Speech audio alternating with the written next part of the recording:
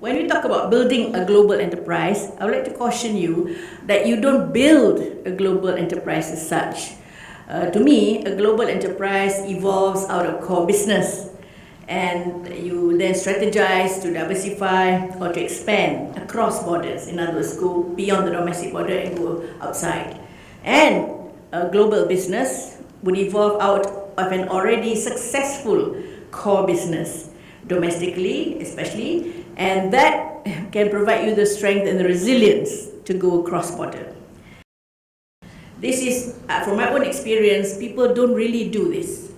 They come to me with their profile of business forecast, business plans and so on. You know, they do it independently of what's happening around in that market. They said, I want to go to this place, Thailand, for example, or Indonesia or China. This is what I want to do. And they don't come back to me to say, I know how the situation is there. They just say, this is what I want to do, and my projection is 100% profit, independent of what's existing already in that market. And this is something that must be taken into account. So first of all, you have to know the market, the profile of the market as a whole.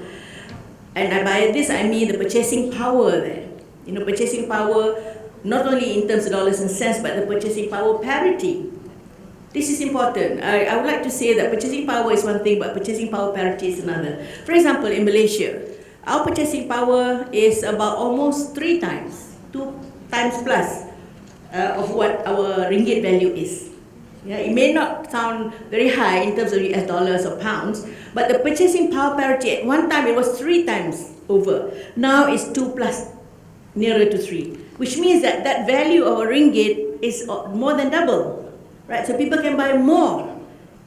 So that is very important. So when you go to a country, look at the purchasing power parity, whether value of the currency vis-a-vis whatever others is actually quite high. So there is a market there.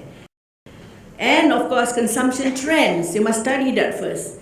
Demographic profiles, this is so important. A market with young people is completely different from a market with old people. You know, a 70-year-old like me, I do the same things as a 20 or 25-year-old, right? I might try, but won't work, right? And then also the market preferences and market segmentation, and cultural norms and preferences. And of course, social influences, which give rise to market uniqueness. And I say these are all very important because I have brought people all over the world where they're not prepared with this. They don't understand that in that market, you can't market the product like you do in Malaysia. Can't. Branding, you're going to talk about branding. Branding in the context of packaging, product presentation, you cannot do it like in Malaysia.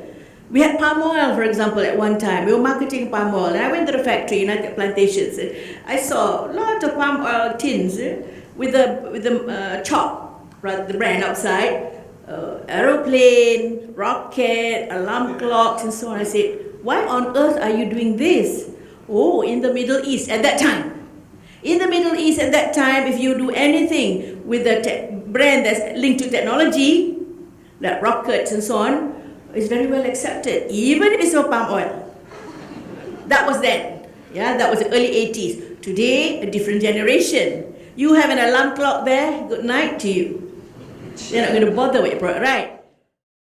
Ladies and gentlemen, one factor that is now determining business globally is the result of the rapid globalization process and the process of erosion and dismantling of economic borders globally.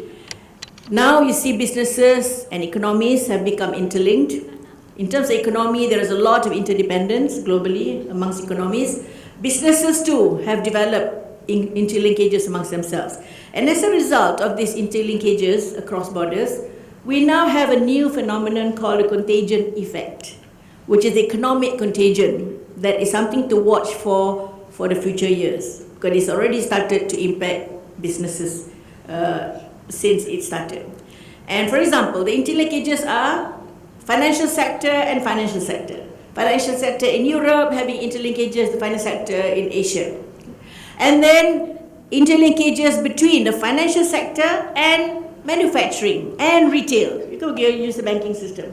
So in other words, as they become more interlinked, companies become more exposed, not only to their contemporary business partners, but also to other sectors of activities.